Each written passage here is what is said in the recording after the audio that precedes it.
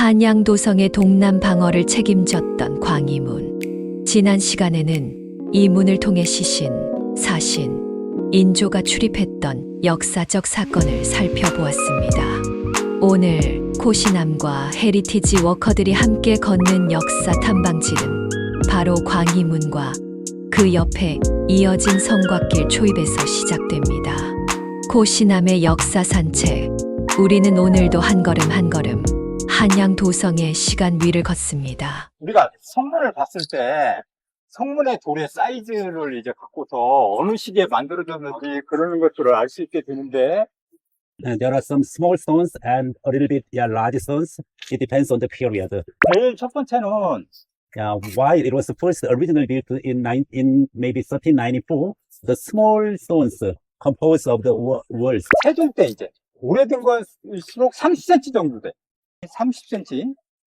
그 다음에 그게 이제 점점 더 커져가지고 이렇게 되는데 대개 이제 40cm 됐다가 승조 때가 되면 그 다음에 60cm가 되면 이제 그 뒤에 더 이제 그러니까 근대에 가까울수록 돌의 이제 길이가 달라지고 더 가공하는 힘들이 더 이렇게 다듬어서 하는 것들이 발달해가지고 저런 양식을 보인다 이렇게 얘기하는데, But as time goes by, especially the Sukjong or some other times, there could be some many other large stones.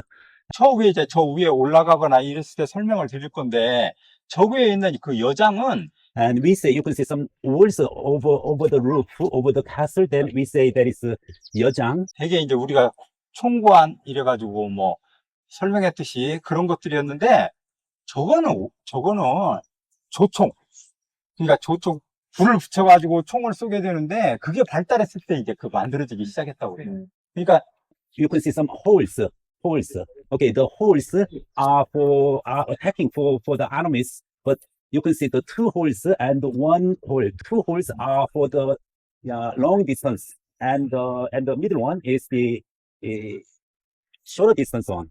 Okay, so that is against the enemy's attack, and many of the army forces they will shoot some arrows or the others. 그 과거에는 군가라고 그래가지고 저게 여장 대신에 이렇게 집 모양으로 지어서 거기에다가 활을 보관하고 거기서 지키는 병사들이 잠을 자거나 그랬었는데, 이건 한양 도성이니까 군가 같은 게 필요가 없었어요. 그래서 저렇게 여장을 갖다 둬가지고 저걸 성곽기라고 하는데, 저런 게 발달됐는데, 저거는 원래 그 도성에는 약하게 있었던 것 같아요. 그러니까 기록을 보니까 굉장히 지금처럼 세련된 형태가 아니고 상당히 모양만 흉흉했던 그런 모습으로 있었는데, 그 뒤에 이제 저걸 갖다 재축성하면서 저렇게 아름다운 모습으로 여장을 만들었어요.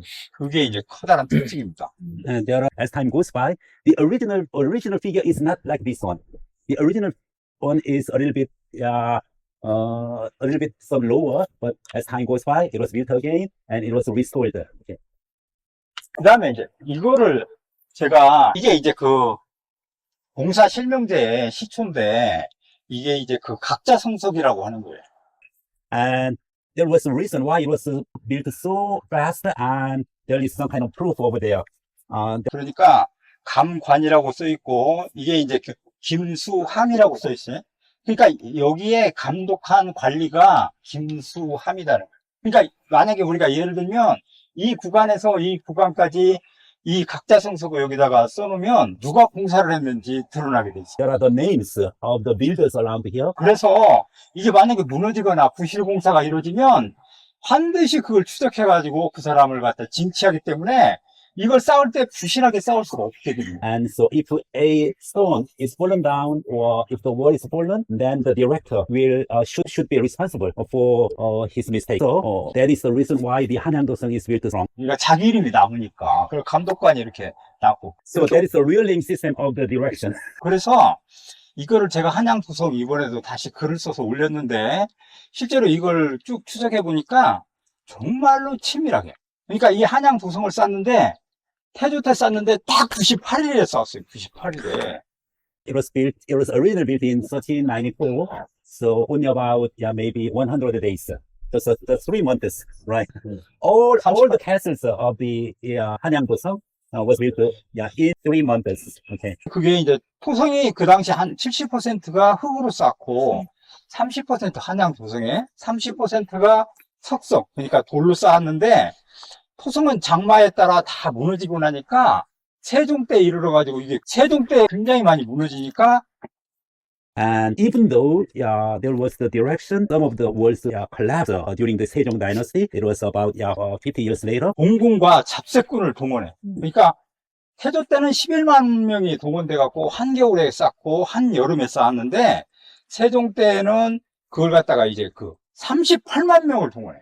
그러니까 38만 명을 동원하는데 봉족과 잡새꾼을 동원했다니까 지금의 예비군처럼 했던 그 예비군을 동원시켜가지고 So the kingdom recruited the reserve army, about 300,000 people from all the Korean peninsula. So it was rebuilt again. 장정들을 동원하고 그 다음에 장인, 이 돌 깎는 석공들을 2,400명이나 동원해가지고 밑에 이제 기단석을 쌓고 그 위에 이제 정대석을 쌓아서 2단 내지 3단을 높이고 그 다음에 이제 거기다 성돌이라고 그래가지고 동글동글 깎은 돌을 쌓았어요. 그래서 그걸 쌓았는데 그걸 38일 만에 완공했어요. 이거를 38일에 그걸 38일 만에 완공했어요. 이거를 38일에 어떻게 완공했나 살펴보니까 굉장히 계획을 치밀하게 짰어요. 이걸 짤 때